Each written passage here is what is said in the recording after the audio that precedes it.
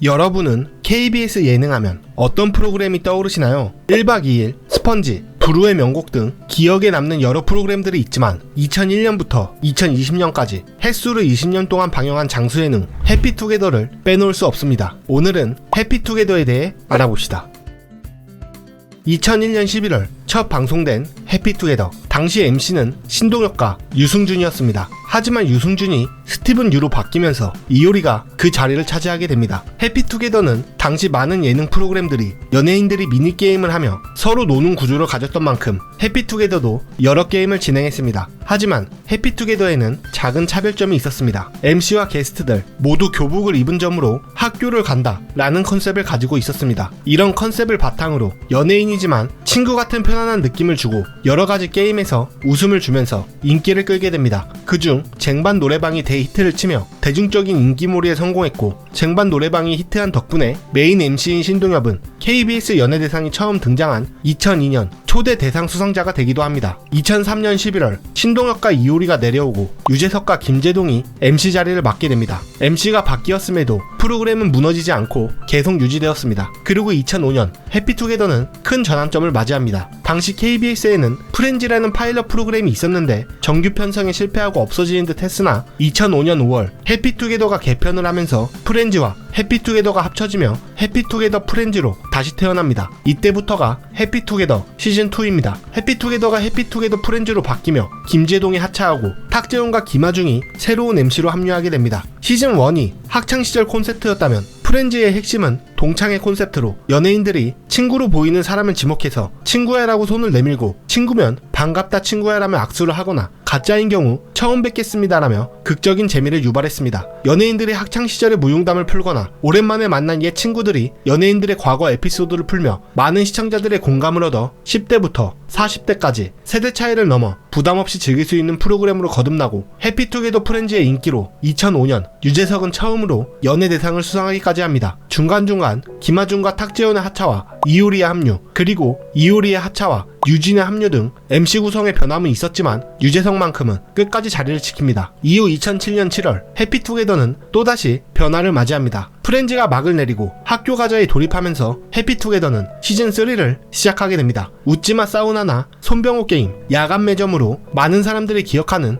해피투게더의 모습을 가진 3기지만 첫 시작은 그리 좋지 못했습니다. 해피투게더 3기가 시작될 무렵 신개념 스쿨 시트콤 버라이어티라는 그럴듯한 수식어를 달고 막을 올렸으나 막상 방영이 시작되자 MC들의 여학생 분장과 어수선한 진행, 기존 오락 프로그램들의 코너들을 재탕한 느낌으로 식상한 모습을 보여줬습니다. 시청자들의 반응 역시 이렇게 할 거면 해피투게더 프렌즈를 왜 바꿨냐 등 여러 비판을 받기도 합니다. 하지만 인기가 있었던 코너들은 유지하고 방과 후 퀴즈 등 비판이 많았던 코너들을 없애면서 조금씩 변화를 시도하고 점점 다듬어졌습니다. 그리고 웃지마 사우나가 등장하면서 유재석 박명수의 콤비가 빛을 발하게 되고 손병호 게임, 야간 매점이 등장하며 우리가 기억하는 해피투게더의 모습으로 변화합니다. 덕분에 2010년대 초반까지 동시간대 최강 예능으로 자리잡습니다. 하지만 스마트폰의 보급 등으로 시대는 점점 빠르게 변화하기 시작하고 2015년, 2007년부터 무려 8년을 이끌어온 시즌3는 점점 힘이 빠지기 시작합니다. 결국 2015년 10월 사우나 토크와 야간 매점이 없어지고 해피투게더3의 제목은 유지하면서 다른 형식의 토크쇼로 개편됩니다. 사우나복에서 작업복으로 변경되며 사우나 토크 대신 게스트가 각각 자신의 소장품을 가져와 물품을 기반으로 하는 토크쇼가 생기기도 합니다. 하지만 큰 반향 없이 시청률은 더 떨어지고 개편을 논의한다는 기사가 등장하기도 합니다. 결국 2016년 2월 김풍이 하차하고 엄연경이 새로운 MC로 합류하게 되면서 기존 컨셉을 버리고 순수한 토크쇼 분위기를 가져가면서 시청률은 상승 곡선을 그리고 3%대까지 떨어졌던 시청률은 7%까지 오르게 되며 간만에 동시간대 시청률 1위를 달성하게 됩니다. 하지만 다시 시청률은 서서히 하락세를 겪는데 2017년 설날 특집으로 등장한 조동아리 특집이 인기를 끌게 됩니다. 그리하여 조동아리 member들이 2부 고정 MC로 투입됩니다.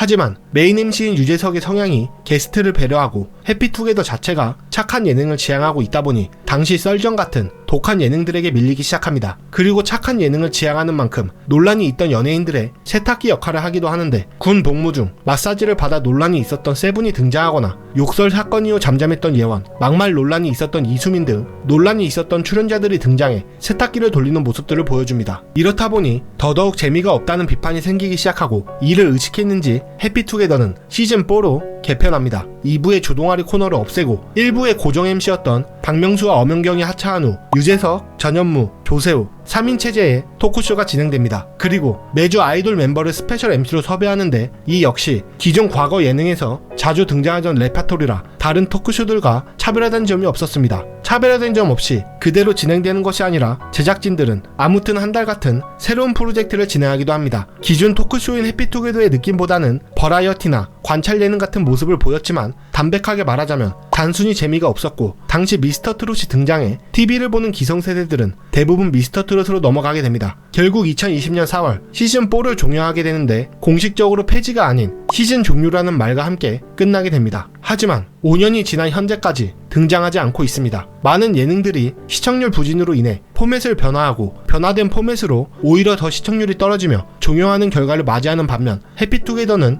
횟수로 20년 동안 많은 변화를 하며 성공하는 모습들을 보여줬습니다. 결국에는 종영했지만 그래도 오래 살아남았다는 건 그만큼 대단한 예능인 것 같습니다. 계속해서 변화하는 트렌드에 맞춰 언젠가는 해피투게더5로 돌아올 수도 있겠지만 그 언젠가가 정말 다가올지는 모르겠네요. 여러분은 해피투게더 하면 어떤 장면이 기억나시나요? 저는 아무래도 레전드 장면인 미켈란젤로 창조가 가장 기억에 남네요. 미켈란젤로 보니 창조